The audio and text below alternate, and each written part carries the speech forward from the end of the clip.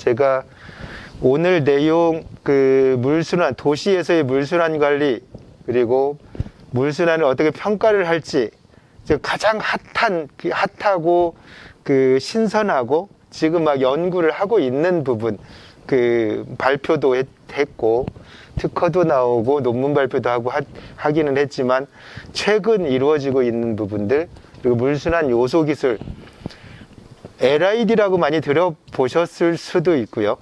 저영향 개발 요소 기술이라고 생각하시면 될 것 같아요. 그리고 물순환 사업의 개선 방안, 언제까지 끝내야 되죠? 길면 8시 반. 8시 반. 20분. 네, 알겠습니다.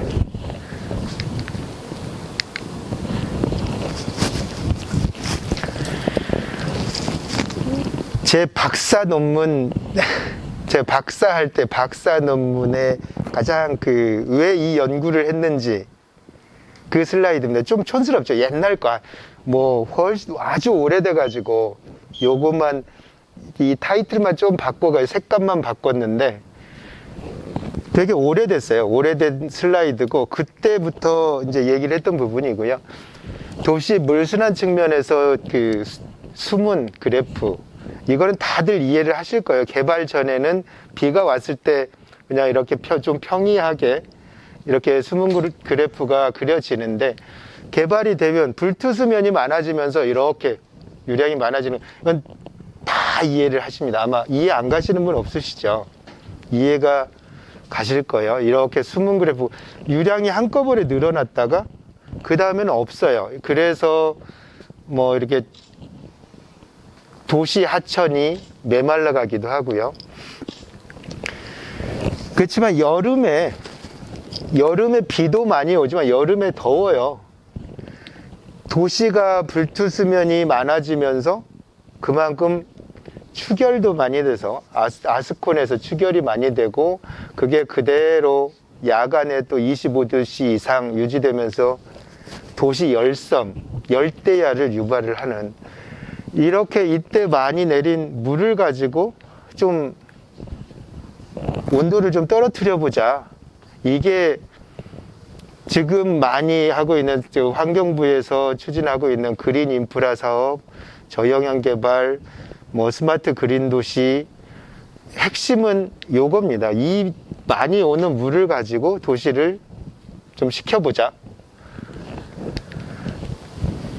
이거는 너무 다 아는 얘기여서, 2018년 얼마나 더웠습니까? 그때 기상 관측 이래로 가장 더웠다는 2018년이고요. 아스콘 위에 빗물을 내지는 수돗물을 내지는 어디 하천수를 받아다가 뿌려요. 아스콘 위에 뿌리는 거하고 투수성 포장 위에 뿌리는 거하고 얼마나 차이가 날까요? 지금 많이 더워서 익산도 뿌리는지는 모르겠어요. 전주 익산도 아마 요즘 같으면, 오늘 같으면 뿌릴 것 같아요. 살수차 가지고. 혹시 공무원분 계십니까? 오늘 익산에도 뿌렸어요. 네, 아마 이게 폭염 대책으로 몇 도 이상일 때 아마 모든 지자체들이 다 시행을 하고 있을 겁니다. 아스콘에 뿌리면 금방 또 증발을 해요. 투수성 포장, 요즘 전주에 되게 많이 생기고 있는데, 투수성 블록, 차도 블록, 차도에도 투수성 많이 생기고 있습니다. 혹시 보셨어요? 전주 남원, 지금 군산 간선도로 차도 블록으로 많이 깔리고 있는데, 거기에 물을 뿌린 거하고 아스콘에 물을 뿌린 거하고 온도 저감 효과는 훨씬 더 6배 정도가, 투수성 포장이 훨씬 더 좋습니다. 온도 저감 뿐만이 아니라 이따가 보여드릴 텐데 미세먼지 저감 효과도 있고요. 오늘 또 많이 뜨거웠는데, 저는 진천에서 여기까지 오는데 날씨는 창문 밖으로 보여지는 날씨는 지금도 저렇게 하얀 구름에 파란 하늘, 날씨는 좀 더워도 미세먼지 없는 게 너무 좋은 것 같긴 해요. 요즘 좀 행복하기도 하고요. 그리고 보면은 이 정도면 좀 더워도 좋겠다 생각이 들긴 하는데요. 하늘이 너무 좋아서 아까 오다 보니까 하늘이 좋더라고요. 이거는 얘기를 안 해도 너무나 잘 아시는 거고, 그만큼 많이 지금은 위협으로 느끼는 것 같아요. 이 폭염 문제의 해결은 물이에요. 물 가지고 다른 방법이 없어요. 아무리 우리가 지금 뭐 탄소 중립해서 CO2 저감하겠다고 하는데 그러면 안 더워질까요? 물을 가지고 바로 불을 끌 수 있는데 자꾸 뭐 불 끄기 위해서 다른 방법을 찾는 건 아닌가 답답하기도 하고요. 제가 오늘 말씀드리고 싶은 거, 그러니까 아마 여러분께서 제가 어디에 수준을, 그러니까 진짜 순수하게 시민분, 그리고 NGO 활동을 하시면서 관심이 있으신 분, 내지는 또 전문가, 간혹 전문가도 계시고 해서 참 이렇게 특정 대상이 아니어서 어렵더라고요. 어디에다 포커스를 둬야 될지.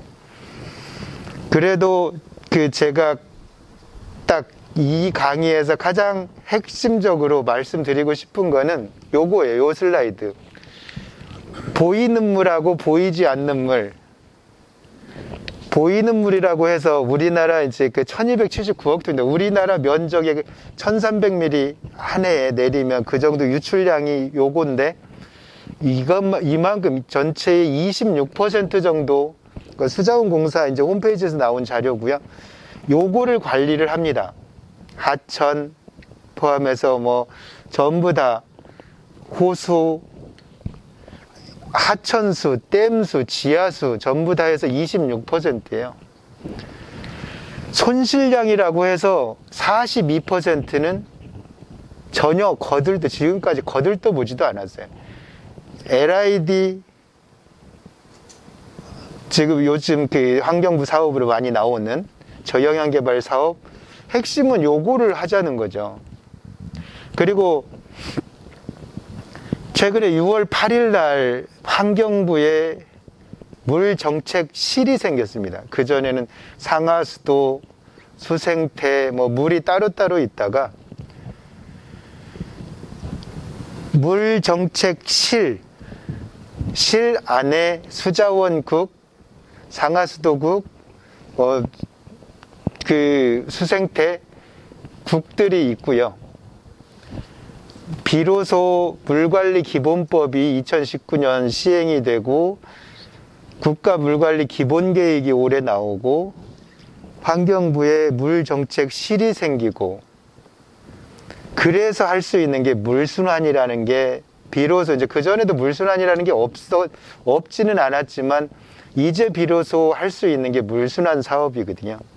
물순환 사업의 핵심은 이 보이지 않는 물, 증발산량이라고 해서 전혀 신경을 안 썼던 이 제대로 손실량이라고 했던 이 부분을 어떻게 하면 늘릴까? 바다로 유실되는 이 양 중에 일부를 얼마나 증발산을 시킬까? 증발산을 시키기 위해서 침투를 시키고 가로수를 많이 싣고 숲을 만들고 이런 사업들을 할까?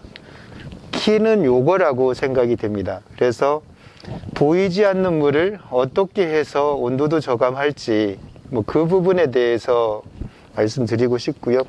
다른 거 다 잃어버리시더라도 그동안에 요것만 했구나. 물관리라고 해서 보이는 물, 하천수, 댐, 지하수 요것만 했구나. 이 보이지 않는 물 경제 원리 제가 잘 모르지만 우리 상대 전공이시니까 고등학교 때 배웠네. 아담 스미스 보이지 않는 손. 보이지 않는 손이 이렇게 경제 가격을 형성하고 보이지 않는 물이 물순환의 가장 핵심입니다. 이 보이지 않는 물에 대해서 사실 어디 텍스트에 나오는 것도 아니고요. 제가 지금 한 뭐 5, 6년째 계속 말씀드리는 부분이요. 보이지 않는 물이라고. 이 부분 나중에 또 나올 거니까요. 그때 가서 한 번 더 말씀드리겠습니다. 이거는 뭐 현열 플럭스하고 잠열 플럭스 이제 전문 용어 나오는데요. 중요하지는 않고요. 그릇에 물을 뗄 때 물이 담겨진 그릇에 불을 떼는 거하고 빈 그릇에 불을 떼는 거하고 아주 다르잖아요. 빈 그릇에 불을 떼면은 금방 막 열이 올라오는데 물이 담겨 있으면 그만큼 물이 열을 흡수를 하잖아요. 그게 이제 현열 플럭스가 감소를 하죠. 수분이 많은 땅에서. 그리고 수분이 없는 데, 그러니까 현열 플럭스, 여기는 잠열 플럭스가 증가를 하는데, 뭐, 이런 그림들은 많이 보실 거예요. 결국에는 토양에 수분을 많게 하면은 그만큼 시원하다. 너무나 당연한 건데, 왜 이렇게 해야 되는지, 그동안에는 보이지 않는 물에 대해서 전혀 관심조차 없어서 보이는 물만 관리를 하다 보니까 이거를 알면서도 할 수가 없었어요. 그리고 비로소 이제 올해 국토부에서 하천까지 환경부로 다 넘어왔고 수자원 대체 수자원까지 포함해서 수자원이 환경부로 넘어와서 물 관리를 일원화 비로소 이제 시작을 했고요. 수질, 수량을 같이 통합으로, 그걸 통합 물 관리라고 해서 온통 이제 그 정책의 가장 큰 상위에는 통합 물 관리라고 돼 있습니다. 통합 물 관리는 과연 뭐냐? 보이는 물이랑 보이지 않는 물이랑 다 관리하는 게 통합이다라고 저는 얘기를 하고 있습니다. 근데 수자원 하는 사람들은 수자원 하는 사람들대로, 조경하는 사람은 조경하는 사람은, 상하수도 하는 사람은 상하수대로 통합물 관리에 대해서 뭐 유형물 관리하고 지역 물 관리 막 구분을 하는데 참 어렵습니다. 그분들이 얘기하는 거. 통합물 관리는 보이는 물, 보이지 않는 물 다 관리하는 거다라고 말씀을 드릴 수 있고요. 자, 물 1kg을 수증기로 기화하는데, 기화열이라고 하는데, 100도가 돼서, 뭐, 그때까지는 끓지 않다가 100도가 돼서 이제 열원하고 가까운 데일수록 이제 기화가 될 때, 이 539kcal, 물 1kg, 1리터를 기화시킬 때 요만큼의 에너지가 필요합니다. 얼음이 녹을 때도 열을 그때는 배출을 하죠. 그래서 뭐 이글루에 물을 뿌릴 때 북극에서 이글루에 물을 뿌리면 안에가 훈훈해지잖아요. 물이 고체로 변할 때, 그리고 고체에서 액체로 변할 때, 액체에서 기체로 변할 때 순식간에 열을 빼앗고 뺏기고 그 과정에서 시원하고 따뜻하게, 그만큼 오늘같이 더운 날 마당에 물을 뿌리면 시원해지는 원리가 이거죠. 만약에 우리가 마시는 뭐 커피, 아까 제가 여기 오기 전에 냉면을 먹고 왔는데요. 냉면에 물이 동동, 냉면에 얼음이 동동 떠 있던데요. 냉면, 저는 비빔냉면을 먹는데 물을 갖다 줬는데 얼음이 동동 떠 있어요. 물에서 얼음이 될 때 이제 부피가 커지잖아요. 만약에 부피가 안 커지면 어떤 일이 벌어질까요? 혹시 생각나시는 대로. 얼음이 얼어서 부피가 이렇게 커지잖아요. 그러다 보니까 이제 북극 얼음도 이렇게 물에, 바다에 떠 있고, 물이 얼면서 부피가 커져요. 만약에 안 커진다면 어떤 일들이 벌어질까요? 가라앉죠. 가라앉고 물이 겨울에 내내 다 호수가 다 얼어가지고 고기들도 다 죽어버리겠죠. 얼음이 얼어서 따뜻해지니까 안에 물고기들도 살 거고요. 동파, 그 상수도 동파는 안 생길 것 같아요. 그렇죠? 얼음이 이 부피를 늘리면서 관을 터뜨리잖아요. 또 뭔 일이 있을까요? 여러 일들이 많이 일어나겠죠. 큰 바위가 겨울에 막 얼면서 깨지고 쪼개지면서 결국에 흙까지. 참 그 물이 가지는 거, 물의 성질, 상변이라고 하면서 요즘 많이 연구되는, 폭염 관련해서 연구되는 것은 상변이 물질, 물을 가지고도 상변이 하는 부분, 상변이 물질은 아니지만 기본적으로 상변이 할 때 열을 뺏고 뺏기는 이 원리를 가지고 요즘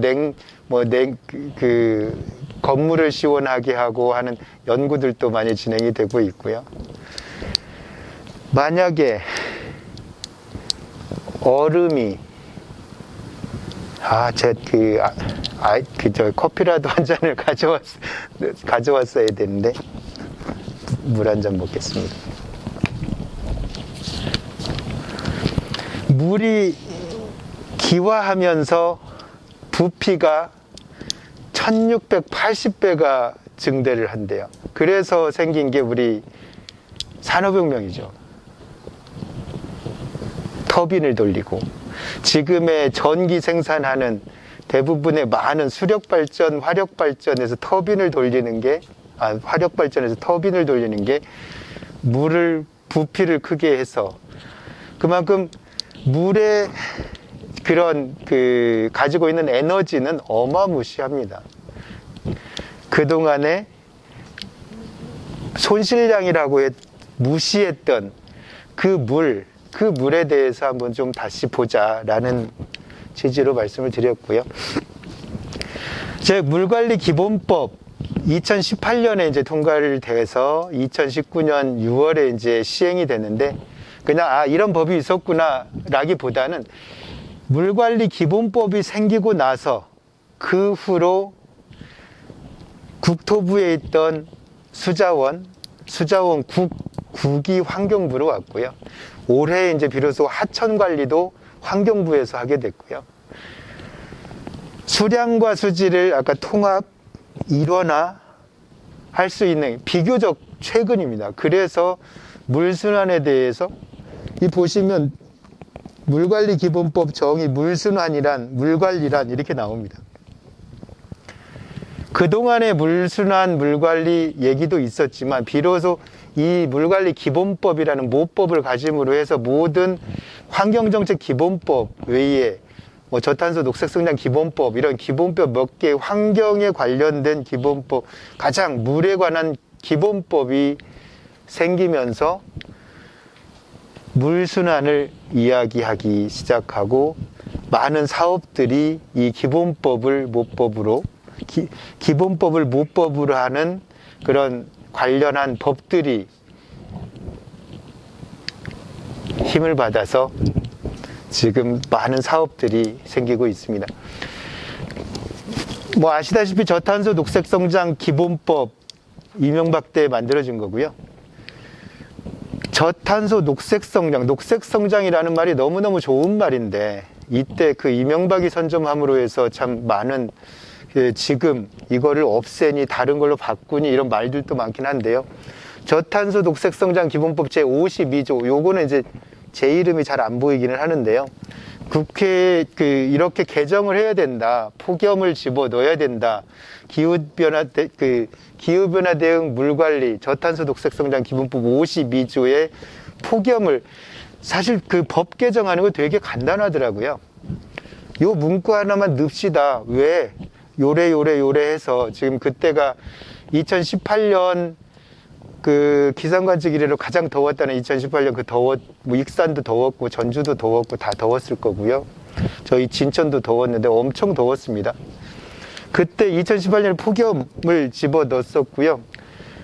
시간을 보니까 좀 빨리빨리 해야 될 것 같습니다. 물환경 보전법, 물환경 보전법 시행령, 시행규칙, 여기에 이제 물순환 관련해서 법 제도적인 측면인데, 불투수 면적률. 아까 그 불투수면이 많아지면서 비가 올 때 한꺼번에 쫙 쓸려가고 침투돼서 토양 속으로 들어가야 되는데 한꺼번에 쓸려가다 보니까 하천이 마르게 되는 거죠. 건천화가 되고 모든 물 문제에 한꺼번에 쓸려가다 보니까 침수도 되고 홍수도 나고, 그 다음에 가뭄이 드는, 건천화 되는 거는 한꺼번에 쓸려갔으니까 없는 거고. 그래서 그 물환경 보전법, 그동안에는 아까 물관리 기본법이 나오기 전에는 물 관련해서 가장 상위법이 물환경 보전법이었고요.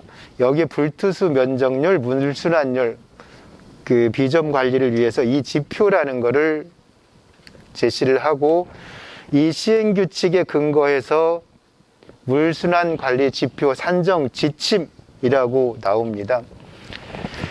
6월 8일 마찬가지고요. 요것도 2021년 6월 8일 날 제1차 국가물관리 기본계획이 나옵니다. 물이 아까 물환경 보전법부터 뭐 수질물 수생태 보전에 관한 법, 옛날 그 법이 물환경 보전법으로 바뀌고 지금까지 왔지만, 아까 국가물관리 기본법이 2019년 6월부터 시행이 되면서 비로소 나온 게 국가물관리 기본계획이 있거든요. 물 관련해서 가장 최상위 계획입니다. 여기에 물 자급률이라고 나오고요. 앞으로 물 관리를 뭘로 평가를 할 거냐. 제가 이제 지금 연구를 하고 있는 게, 그러면은 물관리 기본법, 이제 제가 작업을 같이 했었고, 물관리 기본법 의원실하고 그 전라남도 이제 지금은 그만 뭐 하죠? 안 한다고 하신 주승용 의원실하고 같이 국가 물관리 기본계획, 국가 물관리 기본법을 작업을 해서 상당히 오래 작업을 했었고요. 2016년 의원실에서 요청이 왔고 작업을 해서, 그때 그 얘기 통과되기까지 얘기해도 1시간이 지나갈 것 같아요. 극적으로 이제 물 관련 3법, 정부조직법까지 같이 통과가 되면서 비로소 물관리 기본법이 시행이 되고 우리나라에 시행이 되고, 그 후로 국가물관리 기본계획 1차 국가물관리 기본계획이 나왔습니다. 그 중에 제 물자급률이 제 논문이기도 하고요. 여기에 물자급률을 가지고 평가를 하자. 물자급률에 대해서 이따가 소개를 드리겠습니다. 물 관련해서 이제 관리 지표들이 보면은 여러 지표들이 있는데 그게 중요하지 않으니까 이제 바로 넘어갈게요. 여러분이 많이 들어보고 아는 지표가 요거예요. 이거는 그 93년에 처음으로 나왔던 그 보고서, 이건 개정판이고요. 97년 개정판인데, 국제인구행동연구소 PAI라는 국제인구행동연구소에서 나온 책자에 요렇게 1인당 가용, 한 명이 우리나라 면적의 1300mm, 평균 1300mm가 와서 왔을 때 그 물량, 그 중에 이게 그 전체 총량을 사람 수, 인구수로 나눈 게 1인당 가용, 사용 수량. 1인당 1700톤이 넘으면 스트레스가 없는 나라. 1000톤에서 1700이 스트레스가 좀 있는 나라. 1500톤에서 1000톤, 물 부족 국가, 기근 국가, 이렇게 구분을 합니다. 저희 그래서 우리나라가 약 남한 면적, 국토 면적의 1300mm 강우가 오면 1300억 톤이 되는데, 이거를 인구수로 나누면 1460톤, 1인당 물 사용 가능량 1460톤. 1톤의 물이 얼마나 될까요? 1톤. 겁나 많을 것 같기도 한데 생각보다 작아요. 그러면 1460톤. 또 하니까 제법 많아 보이죠. 이게 500ml인가요? 330ml네. 1톤이 얼마만큼 될지 한번 계산을 해보면 우리가 가용할 수 있는 물 1460톤. 그래서 우리는 물 부족 국가라고 이렇게 얘기를 해서 왜 이런 얘기가 나왔을까? 여기 보시면 우리나라 댐이 되게 많잖아요. 댐에서 모든 물을 다 받아도 하천으로 바다로 내려보내지 않아도 우리는 물 부족 국가를 벗어날 수가 없어요. 왜? 우리가 이제 올해 6월 달인데 5천만이 좀 넘어갔는데요. 이 인구수를 줄이지 않는 이상 요거를 분모를 키울 수가 없고 결과값을 이 인구수를 줄여야 이 값이 커지는 거죠. 국제 인구 행동 연구소에서는 인구가 그때 당시 1993년 그때 당시 세계 인구수가 늘어나고 있으니까 인구수에 대한 증가에 대한 경고 의미에서 이렇게 나왔던 건데 우리나라에서는 요걸 가지고 댐을 짓는 근거로 우리 물 부족 국가니까 댐 만들자 했던 거고요.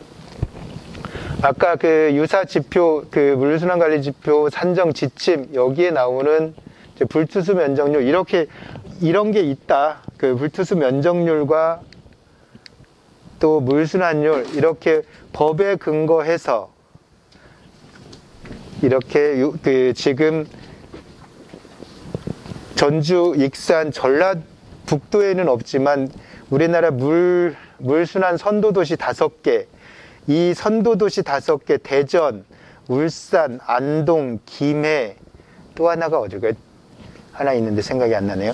5개, 물순환 선도도시 5개 사업이 올해까지 끝납니다. 이 도시를 평가하는데 이 2개 가지고 불투수 면적률하고 물순환율 사업 시작하기 전하고 후 얼마나 물순환율이 커졌냐, 불투수 면적률이 줄었냐, 그걸 가지고 평가를 합니다. 또 녹색 건축 인증 기준, GCD라고 해서 그린 스탠다드 포 에너지 앤 인바이러먼털 디자인, 여기에 녹색 건축 인증 기준에 이 이제 배점표고요. 이 중에 4번 물순환 관리가 14점, 그리고 물과 관련해서 생태환경 20점, 상당히 물 관련해서 배점이 좀 큽니다.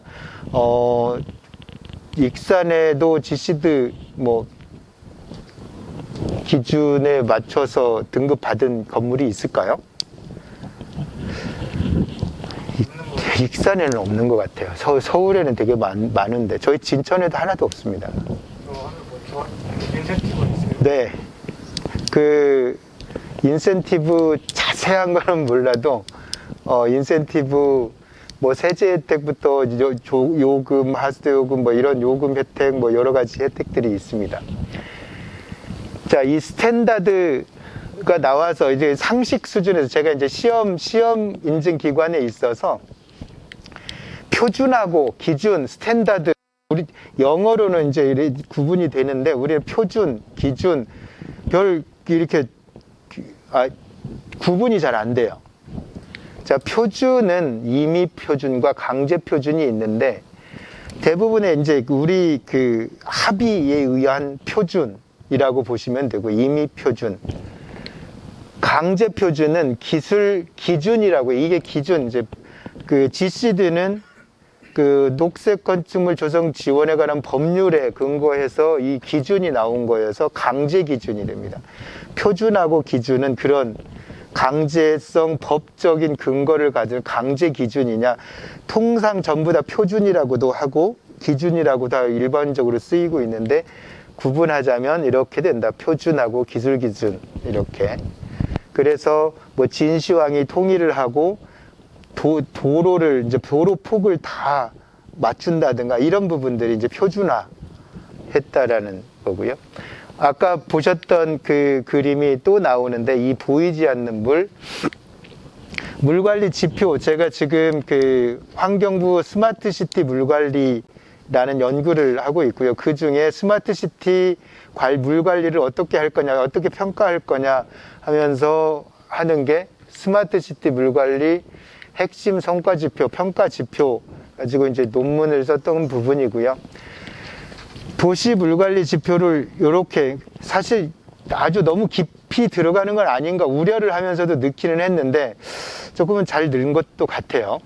나중에 그 도시를 물관리하는 데 있어서 어떻게 평가할 거냐, 제대로 잘 관리가 되고 있는지, 이게 보이는 물에 대한 공급 관리, 효율 관리, 재난 관리, 이렇게 보이는 물에 대해서 이렇게 구분을 했고요. 또 나오니까 수요 관리, 순환 관리, 요거는 보이지 않는 물에 대해서 이렇게 관리를 하자, 중분류, 소분류로 구분을 했고요.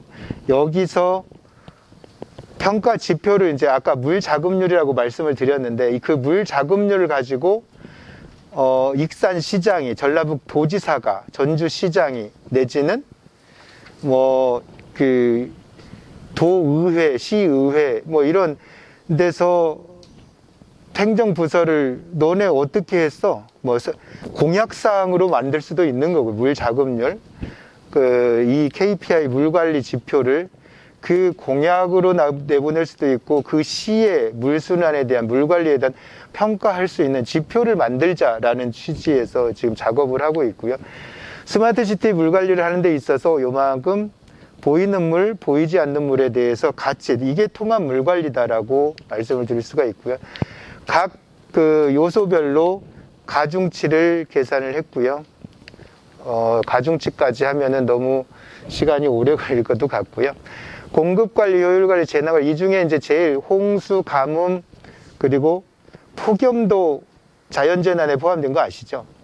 그 재난관리, 그리고 수요관리, 순환관리, 이 중에 수요관리가 제일 물을 아껴 쓰자, 수요를 좀 줄이자, 아껴 쓰는 게 어쩌면 물관리의 가장 중요한 요인은 전략입니다. 전략이 기본적으로 되고, 전략을 그 수요를, 공급량을 줄이는 게 가장 중요한데, 생각보다 아직 수요 관리에 대한 부분은 이제 전문가를 대상으로 그 설문조사를 했고요. 상대적 중요도가 좀 낮았습니다. 공급 관리에서 물 자급률, 대체 수자원 확보율, 효율 관리에서도 이제 물 자급률이 핵심 평가 관리 지표의 가장 핵심 지표로 도출이 되었고요. 물 자급률, 수요 관리에서 1인당 하루 물 사용량, LPCD라고 해서 이따가 설명을 드릴게요. 그리고 또 하나가 생태 면적률이라고 납니다. 불투수면을 투수면으로, 생태면으로 바꿀 수 있는 생태 면적률. 요걸 가지고 그 도시에서 얼마나 물을 잘 관리하는지, 물 순환 관리, 통합 물 관리를 어떻게 하는지, 잘하는지, 요걸 가지고 평가를 하자. 도시 물 자급률은 제 이제 SCI 논문이었고요. 요거는 이제 수원시를 대상으로, 수원이 아니라 이 건물의 물 자급률, 우리 지역의 뭐 또 시, 도, 우리나라, 요거가 이제 우리나라하고 아시아 국가들하고 비교한 제 논문이요. 그 박사 때 그 SCI 논문을 쓴 거고요. 이 도시 물 자급률 가지고 논문을 썼었는데, 이런 방법도 아주 간단합니다. 우리 건물이든 지역이든 전체 물 사용량 분의 외부에서 가져오는 물, 이 건물에서 물 자급률이라고 하면 이 건물 지붕면에서 빗물을 이용하든 그 중수를, 여기서 나오는 물을 다시 처리해서 하든 뭐 이런 자체적으로 그 기본에는 물 전략이에요. 물 전략을 통해서 절수 변기나 이런 거를 쓰고, 그러고도 외부에서 들어오는 물이 최소화하는 거, 이게 이제 물 자급률의 핵심이라고 보시면 되고요. 요거 자세하게 하는 것, 뭐 계산하는 것까지는 여기서 할 수가 없고요. 1인당 물 사용량. 하루에 물을 얼마나 쓸까요? 우리 제 호칭을 뭐라고 드려야 되죠? 대표님. 손 대표. 네, 손 대표님. 하루에 물을 몇 톤 정도, 아니, 몇 톤이란다. 얼마나 쓰실 것 같아요? 자, 100리터, 200리터, 50리터. 자, 10리터, 50리터, 100리터, 200리터. 어느 정도 쓰실 것 같아요? 그냥 생각하기에. 100리터. 1000리터, 뭐 집에 수영장 있으시면 1000리터도 가능할 것 같아요. 전번 강의 1인 물 사용량 나왔잖아요. 아하. 그, 우리가 평균 한 가정에서 한 달이면 18톤. 1인당 물사용량이 208리터라고 이제 환경부 자료에는 돼 있는데요. 200리터, 하루에 200리터, 그렇게 안 쓸 것 같죠? 쓸 것 같아요. 그래요? 대부분 보면은, 그렇게 안 쓸 것 같아. 한 50리터 쓸까? 우리, 정수기가 아니라 생수통, 20리터짜리, 그걸로 따지면 그거 10개를 쓰는 거잖아요? 200리터. 그거 10개 쓸까요? 전기 사용. 그쵸, 변기. 내가 살고 있는 집에 물이, 공사하다가 포크레인이 공사하다가 아니면 재작년처럼 어디 인천에 적수, 또 벌레 생겼다고 단수되고 그랬잖아요. 우리 집에 물이 안 들어오면 상수가 끊기면 뭐가 제일 불편할까요? 화장실. 4일 동안 물이 안 들어온다고 생각해 보세요. 저번에 대구에 4대강 공사를 하느라고 큰 차집관을 포크레인이 건드려가지고 터졌어요. 그래서 몇 개 동, 8개 동인가 4일간 공급이 안 됐어요, 대구에. 물 공급이 안 되니까 거기 관공서, 학교, 식당 다 문을 닫아야죠. 첫날 바로 장사를 못 하니까. 둘째 날, 셋째 날 화장실 물이 공급이 안 되니까 아파트 주변이 온통 냄새 천재예요. 그 구수한 냄새가. 그러니까 그때 뉴스에 인터뷰 나왔던 게, 내가 6.25 동란도 겪었는데 6.25 동란은 동란도 아니라고, 지금이 사람 사는 게 아니라고 그렇게 인터뷰를 하시더라고요. 팔순 어르신이. 집에 물 공급이 안 되면 사회적 혼란, 전쟁보다도 더 심한 혼란이 갈 거예요. 앞으로 지진, 포항 지진 이런 그런 일이 없으리라고 보지 못하죠. 그래서 물 자급률이 중요한 거는, 최소한의 우리 집에 물탱크 놔두면 화장실이라도 좀 어떻게 해보면 좋겠다. 그때 가서 아들이랑 아버지랑 같이 한번 일 보고, 2번, 3번 일 보고 한번 내려도 되고, 물을 아껴 쓰겠죠. 그런 사회적 혼란을 줄여보자라는 게 물 자급률의 가장 근본 취지이기는 합니다. 물론 물 순환까지도 다 물 관리를 얼마나 잘하는지 그걸 평가하는데, LPCD 1인당 하루 물 사용량을 마냥 그냥 물 절약해라. 제 아내가 그런 얘기를 하더라고요. 제가 이제 박사학위 하고 외부 이제 학교 강의 다닐 때 대학생들한테 자기 집에 고지서를 가지고 본인이 직접 얼마나 한 달에 쓰는지 그거를 계산을 해서 고지서는 복사해가지고 뒤에 첨부하고 계산을 해오라 그래요. 그러면 대부분 한 200리터 됩니다. 많이. 그러니까 누수율 따지고 하니까 지금 우리나라 공급 기준으로 보면 거의 300리터 되는데, 실제 가정에서 사용하는 기준으로 보면 200리터 정도 됩니다. 아내가 그러더라고요. 물이라도 원 없이 써보자고. 그거 못 말리겠더라고요. 뭘 원 없이 못 쓰니까 물이라도 원 없이 써보자 이렇게 얘기를 하는 것 같기도 하고, 그게 화장실 그만큼 그 절수변기, 초절수변기 4리터, 절수변기 6리터, 그냥 일반적으로 쓰는, 여기는 화장실 대변기가 얼마나 될지는 모르겠지만 대부분 10리터, 12리터, 옛날 거는 12리터까지 한 번 내리는데 12리터. 이 저희 용담댐 물 먹죠. 그 익산에서 용담댐 물 먹지 않나요? 그 멀리 광역 상수도 통해서 여기까지 와서 화장실 한번 딱 내리려면 물이 너무 아깝지 않습니까? 그 고도 정수 처리까지 해서 그 몇 미터 압송을 해서 그 에너지거든요. 295리터 쓰네요. 295리터 많이 쓰시네요. 일일 평균. 자, 이 얘기는 해도 끝이 없을 것 같아요. 이것만 가지고도. 자, 생태 면적률, 요즘 많이 핫하게 또 강조를 하고 있는 부분이 생태 면적률이고요. 아까 저영양 개발 사업이나 이런 부분들의 가장 핵심, 아까 물환경 보전법에서도 이제 물순환 선도 도시를 평가하는 게 생태 면적률. 도시 개발 유형에 따라서 권장 목표가 있고요.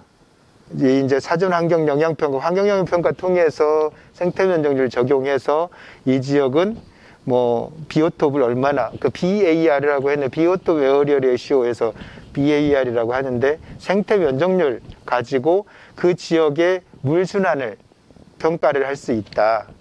이렇게 16개 공간 유형을 가지고 구분을 하고 있고요. 요즘 뭐 옥상녹과 토심 무시하자, 전부 다 뭐 이런 안들도 많이 나오고 있고요. 꾸준하게 개정이 될 거고, 여기에 지금 지침 개정 제안을 한 게 여기에다가 온도 떨어뜨리는 거, 얘들이 투수도 되지만 온도를 얼마나 떨어뜨리는지 그 부분도 여기에 평가 구분 항목에 5점이 아니라 그렇게 해서 6점으로 해서 다시 계산을 하자라고 강조되기도 하고요. 가중치 설정 방법까지 생태 면적률. 이거는 작년에 저희 이제 KCL 기후환경시증센터고요. 이때 얘기를 하려고 처음에 좀 말을 아꼈었던 부분인데, 제 실험동이고요. 지금 한여름에 눈을 내릴 수 있습니다. 여기 영하 40도까지 떨어뜨리고요. 대형 챔버는 이 공간보다 훨씬 더 크고, 탱크, 뭐 트럭, 모듈러 주택, 3층 슬라브 건물이 통째로 들어오고요. 그때 뭐 열관리 효율, 얼마나 이제 냉난방이 잘 되는지 그런 실험을 하고 있고, 온도 실험 뭐 다 하고 있습니다. 여기가 이 뒤에 이 부분이 이제 챔버가 되겠고요. 작년에 54일간 장마가 있었잖아요. 그때 저희 건물 앞에 보도블록인데 이렇게까지 이끼가 많이 끼었었습니다. 그러니까 최근에 그런 기후변화, 뭐 작년에 54일간의 긴 장마, 2018년에 가장 더웠던 한 해, 2019년 겨울은 가장 기상관측일에 따뜻한 겨울. 요즘 뭐 기후가 이렇게 변하고 있는데, 최근에 동유럽의 물난리, 뭐 지금 미국에서는 불난리, 물난리, 망할 것 같아요, 지구가. 그동안에는 물 관리가 사람을 위해서 상수도가 인간의 수명을 뭐 짧게 20년, 길게 30년, 한 25년 정도로 늘렸다고 하는데 동의하시나요? 의사들이 인간의 수명을 늘린 부분 분명히 있는데, 20년 이상을 상수도, 수돗물이 공급이 되면서 인간의 수명을, 지금 뭐 결혼 정년기도 뭐 35살 이상 막 되잖아요. 저 결혼할 때만 해도 29이면 막 노총각 소리 듣기도 했는데, 그만큼 고무줄로 쭉 인간의 수명이 늘어나다 보니까 모든 게 늘어나기도 했죠. 그런 것 같습니다. 그동안의 물 관리는 사람을 살리기 위해서 사람을 위한 물 관리였는데 지금은 지구를 위한 물 관리, 지구를 위한 물순환을 하자라는 게 그렇게 바뀌는 것 같고요. 그만큼 기후변화가 심하니까 저렇게 저희 건물 앞에서 여기에 이제 모듈러 주택이라고 해서 요 안에 요거는 카페입니다. 카페 모듈러 주택. 원체 저희 그 실험동이 커서 얘가 조그만한 게 보이고요. 그 20m, 25m, 20m 그 안이 영하 40도 눈을 내리고 바람도 불고 여기 일사 장비거든요. 애리조나 사막의 일사 강도 1200와트까지 일사 강도가 하고요. 또 요거보다 작은 그 챔버 중형 챔버 10m 10m 여기 10m 10m 4. 높이는 작을 테고 10m 10m 4.5m 중형 챔버에서 드론도 날리고 강풍 비 오면서 강풍 불고 그때 이제 드론 재난치안 무인기 사업 제가 이제 참여를 해서 했었고요. 드론도 날리고요. 자동차 시험도 하고요. 요거는 그 너무 조그만해서 안 보이는데 탱크의 해치 부분입니다. 탱크 해치 부분 물이 새나 안 새나 그러니까 강우 내리는 부분하고 이제 강풍 가지고 요거는 비의 타격 에너지 빗방울 크기 재는 강도 확인하는 거고요. 이런 시험들을 할 수 있는 여기는 소형 챔버 5m 5m 3m 소형 챔버를 가지고 실험을 하는 소형 챔버고요. 저런 장비들을 가지고 저 챔버에서 이 연구를 해서 도시기후 탄력성 아마 환경에 관심 있거나 환경에 전공하시는 분들은 또 요즘 기후 탄력성 뭐 이런 탄력성 회복 탄력성 많이 들어보셨는데 요거는 환경부에서 요청을 한 겁니다. 제목을 기후 탄력성이라고. 그러면서 요거를 이제 환경부 가서 발표를 하면서도 기후 탄력성, 회복 탄력성 지금 요거를 그 보고서가 나오고 각 지자체 기후변화 정책 담당자들이 이거 봐야 되는데 너무 어렵지 않냐, 기후 탄력성. 기후 탄력성이라는 말을 순 한글, 우리말로 바꾸면 뭐가 될까요? 뭐라고 하면? 보건. 초성을 드리고 미음 지읒 뭘로 순우리말 기후 탄력성 권투를 하는데 이제 뭘 키운다고 하잖아요.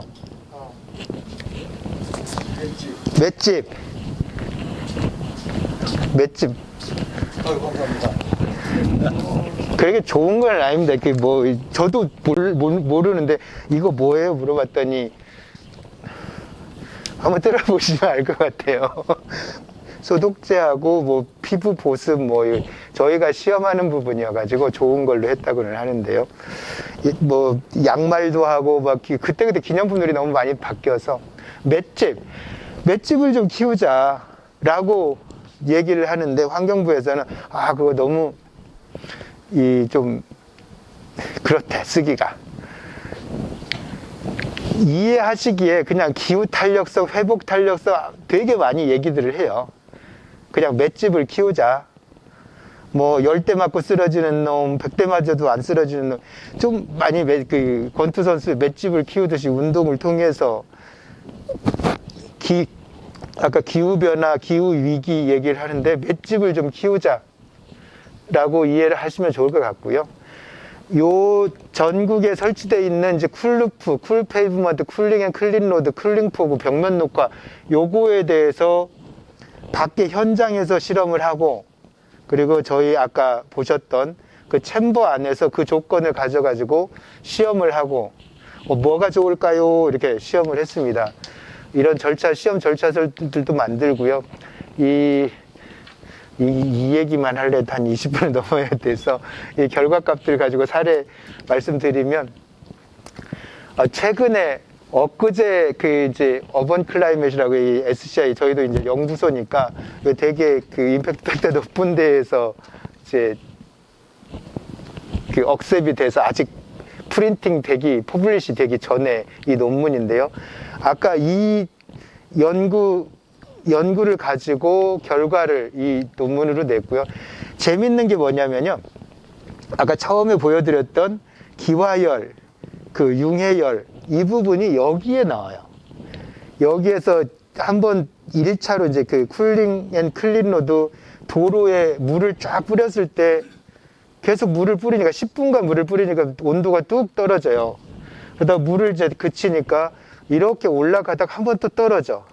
여기도 마찬가지로 이제 오후 2시에도 10분간 물을 뿌렸는데 온도가 더 떨어지죠. 한낮이었으니까 2시, 오후 2시. 더 많이 떨어지고 다시 올라가다가 한 번 또 뚝 떨어져요. 이게 뭐냐? 그게 아까 그 우리 물놀이 하다가 밖에 나와서 우리 쫙 증발할 때 이 열을 쫙 뺏어가는 요거가 그 도로에서도 나오더라. 그 기화열 쫙 뺏어가면서 온도가 이게 5초 단위로 계속 찍었는데 그게 보이더라고요. 그래서 사실 여기에 선정이 됐고요. 참 재밌는 결과가 나왔고, 그러니까 물 1kg을 수증기로 기화할 때 기화열 이 부분이 여기서 나타나니까 참 재밌기도 하고, 진짜 그 물을 뿌려서 예전에 우리 뭐 한옥에 그 대청마루가 앞마당에 물을 끼얹으면 뒤에서 그 바람이 거실이 아니라 안방을 딱 통해서 앞마당으로 오게 하는 이게 기류가 그렇게 형성이 되는 그렇겠구나라는 싶더라고요.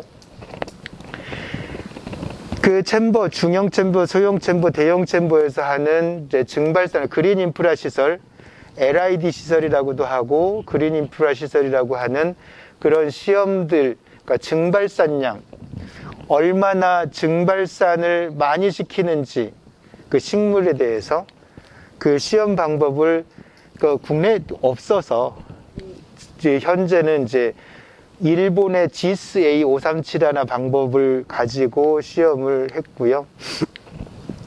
또 그 도로 포장재에 아스콘부터 투수성 블록, 투수성 포장, 흙 포장, 식생 포장 이런 포장 재질에 대해서 온도 저감을 얼마나 하는지 그런 시험들을 수행을 했고요. 증발산량부터 온도 저감까지 해서 이것도 올해 1월 달에 이제 나온 논문이고요. 어찌 보면 너무 당연해요. 당연한데 과연 얼마나 식생 블록이 얼마나 저감을 하는지, 온도를 저감을 하는지, 그리고 블록의 색깔별로 회색, 노란색, 검정색 계열 갈수록 그 온도 저감 효과는 떨어지고요. 그 투수성 포장하고 흙 포장하고 큰 차이는 없었고요. 검정색 계열의 그 투수성 블록하고 큰 차이는 없었고, 색깔을 흰색 계열로 가져갔을 때 이 정도 효과가 있고, 식생 블록일 때 가장 온도 저감 효과가 크더라.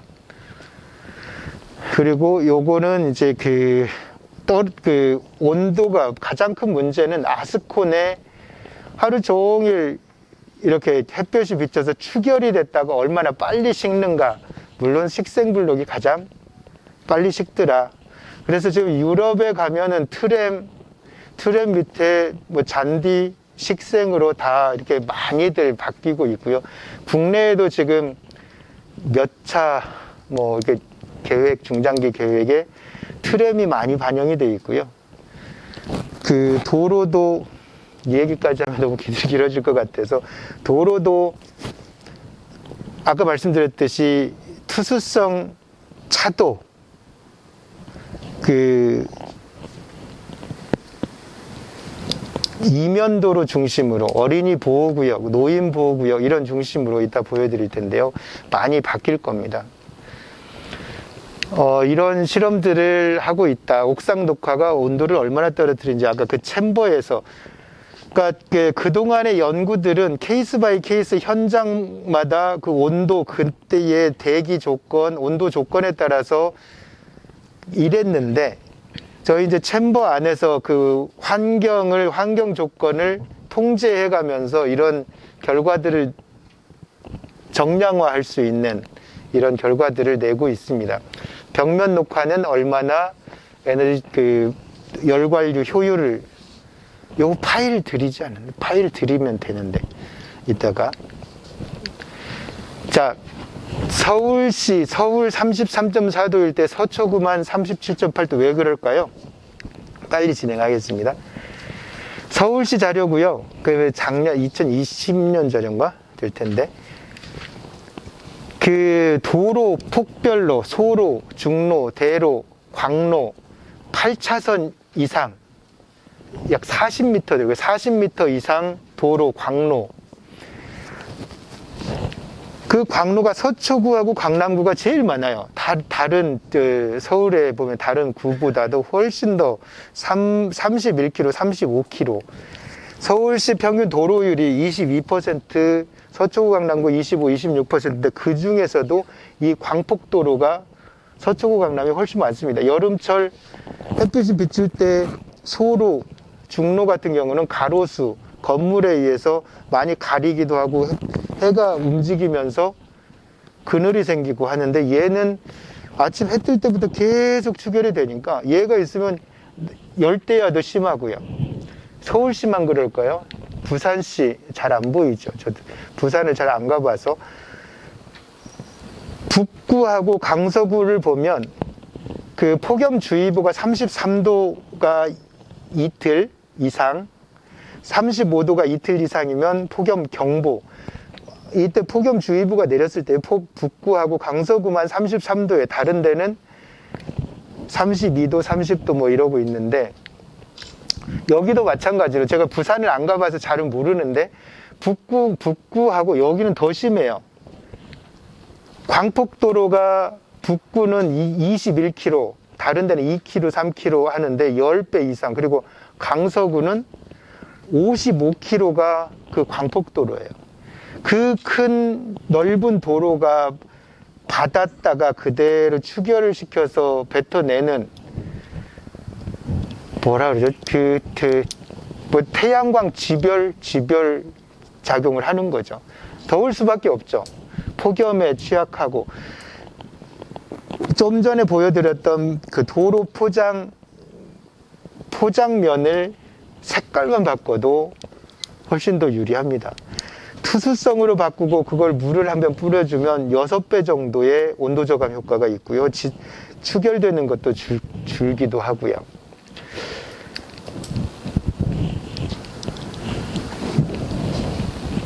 익산, 아까 익산에도 물을 뿌렸다고 오늘 네. 자, 생태문명이라고 들어보셨어요? 생태문명?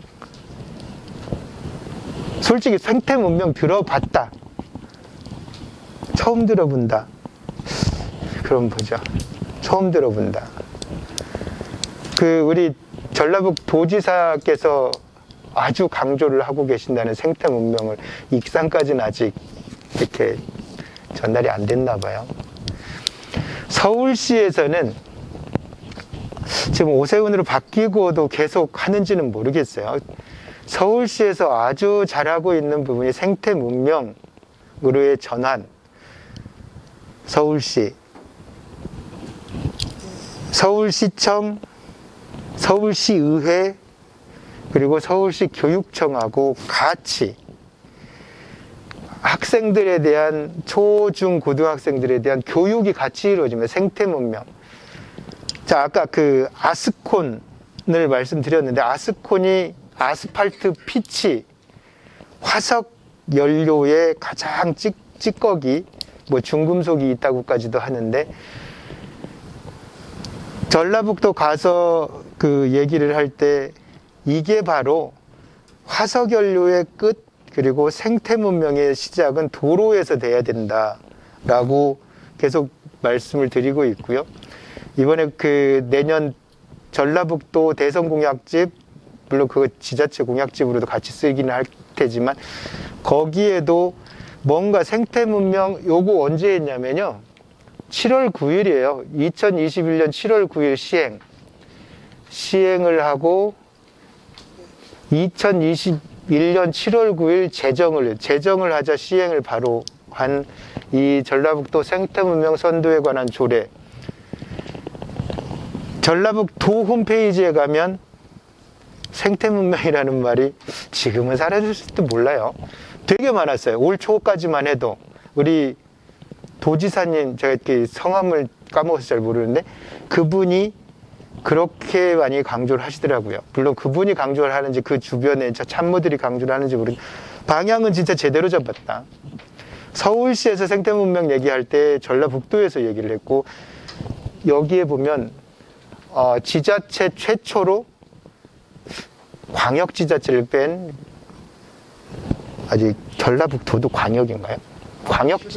그러니까 뭐 아무튼 지자체 한 지자체 최초로 서울시가 했으니까 서울시에서 상당히 서울시 의회에서 의장님 포함해서 그분들이 참 열심히 해요. 서울시 의회를 참 같이 서울시 의회랑 요것뿐만 생태문명뿐만이 아니라 다른 것도 이제 제가 빗물도 했었고요. 뭐 할 때 같이 많이 했는데 서울시 의회는 참 깨어 있다라고 이제 말씀드리고요. 참 어떻게 그렇게 솔선수범해서 많이 배우려고 하고 뭐 그 점수를 주는 것도 아닌데 거의 오시면 이제 국회하고 일도 뭐 물관리 기본법 일도 많이 했고 국회 가서도 발표를 하고 하면은 국회 가서 하면은 의원님들 쭉 오셔가지고 한 분 빼주고 그 주승용 의원 빼고 나머지는 전부 다 인사만 하고 다 가요.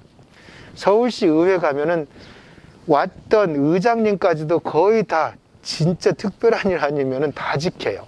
참 그분들 존경스럽더라고요. 그렇게 지킨다는 게 1시간을 계속 있는다는 게 참 힘든데 그분들은 그렇게 배우려고 하시더라고요.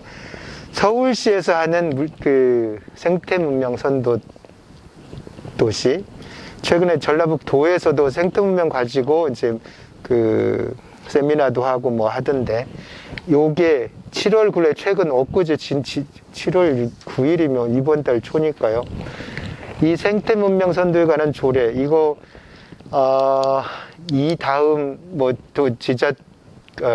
도지사님 지금 공약집을 통해서 이런 거는 계속 이어갔으면 참 좋겠다. 새로운 문명, 화성 문명에 대한, 이게 이제 여기 보면 전부 다 기후변화 내용이에요. 생태문명이나 기후, 위기, 생태계 파괴 등을 극복하고 사람과 자연이 조화롭게, 내용들이 이거를 먼저 선언적이나마 먼저 가져간 전라북도가 참 대단하기도 하고요. 화성 문명의 아스팔트, 생태 문명, 그 도로 화성 문명의 끝 도로에서 제가 하고 있는 그 부분을 제가 넣은 줄 알았더니 제가 지금 연구하고 있는 거, 그 어린이 보호구역 전부 다 투수성 포장, 투수성 블록으로 바뀌었을 때 그 효과를 보고 있거든요. 그 효과는 요겁니다. 자, 혹시 아스콘 뭐 대표님, 아스콘 회사 다니시는 분은 안 계시죠? 또 끝나면 저한테 욕하실 수도 있겠다 싶어요. 이 아스콘이 표면이 요즘 같으면 60도도 넘어가요. 오늘 같은 날. 이제 막 그 시공 얼마 안 됐을 때는. 지표면이 60도일 때 성인 키 150cm 정도 성인 코 높이의 온도가 37도입니다. 무릎 높이 50cm 48도. 이해 가시죠? 그 유모차를 타고 있는 영유아, 어린이, 그리고 노약자, 허리 굽은 노약자일수록 훨씬 더 그 뜨거운 온도에 노출이 되어 있죠. 이게 이제 환경적인 불평등, 그리고 뭐 취약계층, 사회적인 취약계층이 있고 건강적인, 이 신체적인 취약계층, 어린이 영유아에게 이 온도. 더 심각한 건 뭐냐면요. 이제 이분들이 지금 보행자잖아요, 보행자. 자동차가 지나갈 때 봄, 가을에 도로면에 축적되어 있던 도로 제비산 먼지, 제가 그 연구하고 있는데요. 그 도로 포장재 가지고는 변화했을 때 도로 제비산 먼지 얼마나 저감하는지 부천 현장에서 실측을 하고 있고요. 투수성 재료로 포장재로 바꿨을 때 얼마나 저감하는지 아스콘 대비. 도로 제비산 먼지가 이 50cm에서 바로 포장면 바로 위에서 하고 농도하고 성인 키 높이에서의 농도가 10,000배까지도 차이 납니다. 10,000배. 그만큼 신체적 약자, 통틀어서 이제 환경 약자들에게 노출이 훨씬 더 심하다. 이게 바로 2019년 1월 15일 이제 환경정책 기본법 제2조 여기에 처음으로 환경정의 실현해야 된다. 그건 한번 보시면 좋을 것 같고요. 환경정의가 뭐냐? 환경적인 불평등 해소가 환경정의다. 바로 아까 말씀드렸던 생태문명. 여기에 물을 한번 더 뿌렸을 때 투수성 포장으로 했을 때 물을 뿌리는 거하고 지금 아스콘에 물을 뿌리면 금방 바로 증발을 해요. 투수성 포장에 물을 뿌리면 밑으로 들어갔다가 서서히 증발 잡열 기화하면서 온도를 떨어뜨려요. 그 중에 그 습도가 높아질 수도 있기는 하지만 온도를 떨어뜨리는 거 확실히 포장재를 바꾸는 게 이게 물순환하고 얼마나 관련이 될까? 처음 슬라이드 보여드렸던 것처럼 불투수면이 증가하면서 모든 물 문제가 생기고 불투수면을 포장면으로 바꿨을 때 모든 물 문제, 건전한 물순환 체계, 물관리기본법 1조 정의 목적에 건전한 물순환 체계 구축을 통해서 국민의 삶의 질을 향상하는 게 물관리기본법의 목적이 그겁니다. 그래서 온도, 물순환 이게 어떻게 연계가 되나 그렇게 말씀을 드릴 수가 있고요. 환경부의 가장 모든 법의 모법이 되는 환경정책 기본법이고요. 국토부의 국토기본법 5조에도 친환경적 국토관리에 환경정의를 실현해야 된다. 근데 어떻게 해야 환경정의를 실현해야 되는지 몰라요.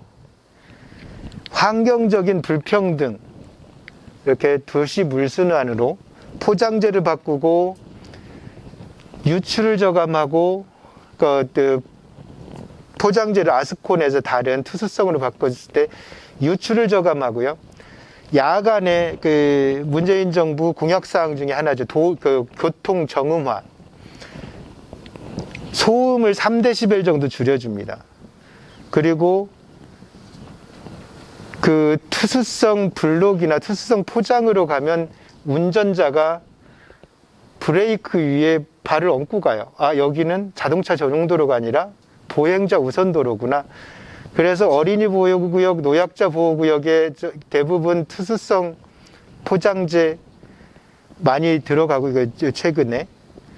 또 제동거리도 빨라집니다. 당겨지니까 사고율이 그만큼 줄어들고, 민식이법 이후에 어린이 보호구역 거의 투수성 포장 이렇게 많이 되고 있다 보시면 좋을 것 같고요. 그렇게 했을 때 효과가 온도도 저감하고 미세먼지도 저감하고 여러 가지 효과들이 있다. 이게 바로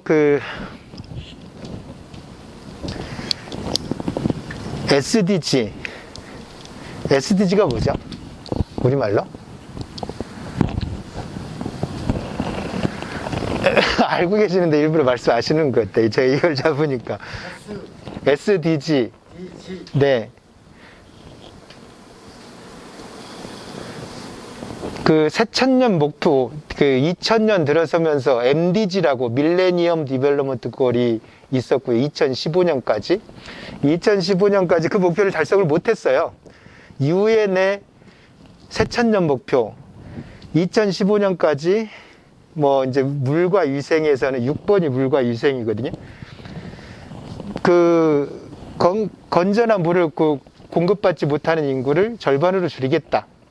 이게 이제 그런 새천년 목표였는데 달성 못했죠. 못하니까 2015년에 다시 이제 2030년까지의 목표를 17개 이런 주제에 대한 이 세부 목표 지침들이 있고요. 이거를 유엔에서, 이거는 각 지자체에서 거의 많이 반영하고 있습니다. 제일 잘하고 있는 게 당진시고요. 당진시에서는 모든 그 부서의 정책 목표를 이 SDG하고 맞추고 있습니다.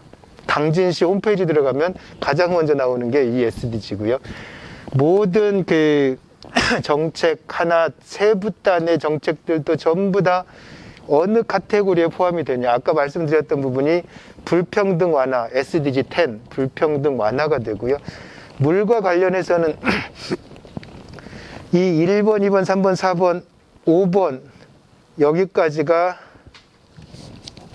퍼스널, 개인적인 부분, 뭐 이렇게 구분을 5개씩 구분을 하고 파트너십까지 PPPP로 이제 설명을 하던데, 여기 이제 그 생태계, 육상 생태계 여기까지 지속 가능한 소비와 생산, 지속 가능한 도시, 여기 플래닛에서 우리 지구에서의 뭐 주제, 피스, 파트너, 파트너십, 플래닛, 그리고 퍼스널,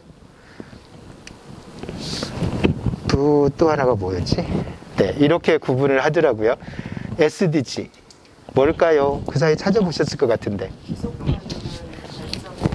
네.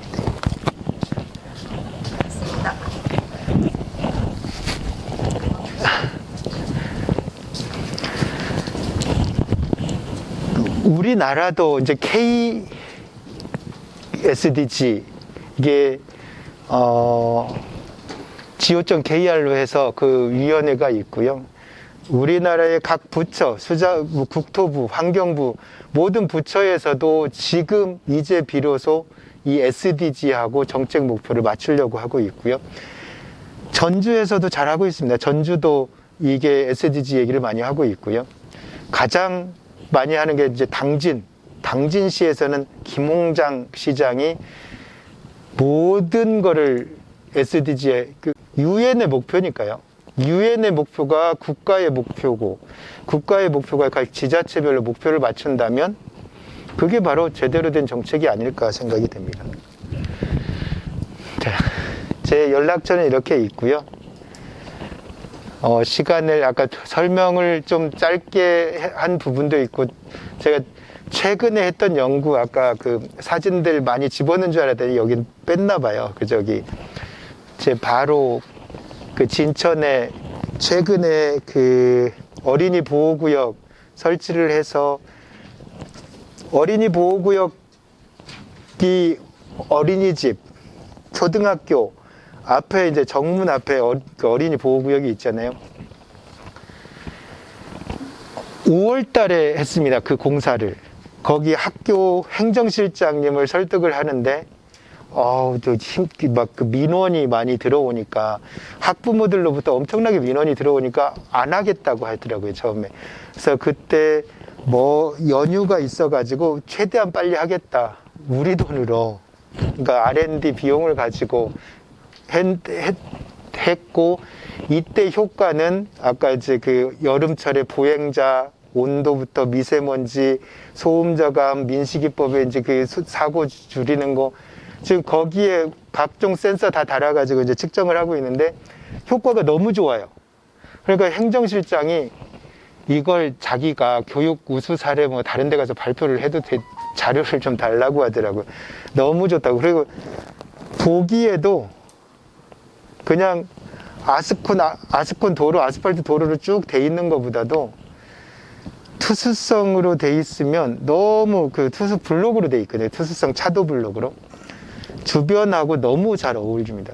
한 가지 사례로 그 조치원 강력 도시재생 사업하고 같이 연계해서 조치원역 앞에 360m 정도 되는 그 거리 8차선 도로입니다. 6차선 도로인데 보도가 양쪽에 있으니까 어차피 블록으로 다 했어요. 보도 블록, 차도 블록.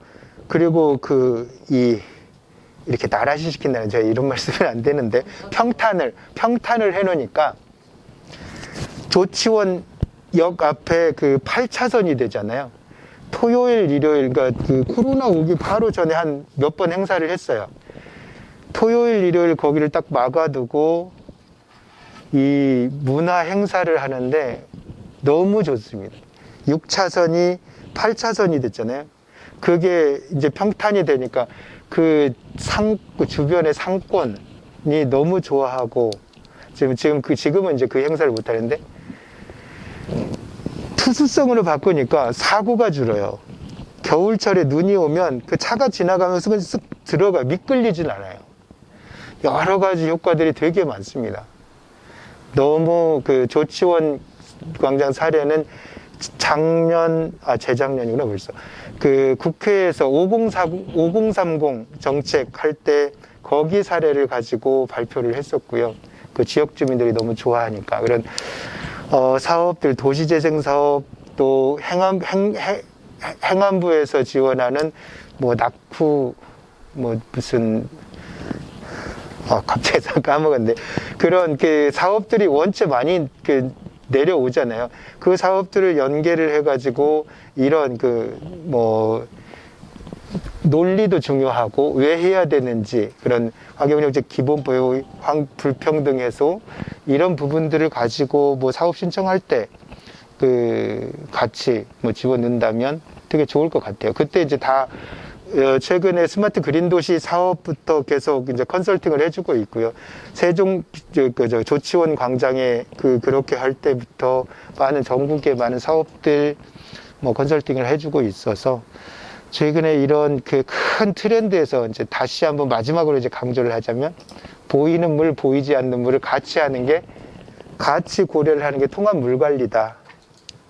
그렇게 하기 위해서 이제 도로 포장재부터 뭐 물 관리, 보이는 물만이 아니라 보이지 않는 물, 굳이 아까 얼음, 기화열까지, 융해열까지 이렇게 막 강조를 했던 부분들이 물은 즉 에너지거든요. 옥정호에서부터 이렇게 가져오는 이 멀리 가져오는 물, 화장실 한번 딱 내려서 얼마나 아깝습니까? 에너지인데. 그런 부분들, 물을 되게 포괄적이어서 사실 설명하기가 되게 어렵습니다. 그냥 물 단순하게 하수 처리 이런 공법들로 했는데 이렇게 깨끗해졌다 이것만 설명드리는 게 아니라 물 전반에 대해서 그것도 보이는 물뿐만 아니라 보이지 않는 물까지 설명을 하려니까 그렇지만 지금 물관리 기본법이 있어서 그렇게 흐름을 가지고 그렇게 물관리에 있어서 아까 물 자급률 LPCD BAR 생태 면적률 이런 걸 가지고 제대로 물 관리가 되고 있는지 평가를 하는 게 중요하다라고 말씀드리면서 마치겠습니다.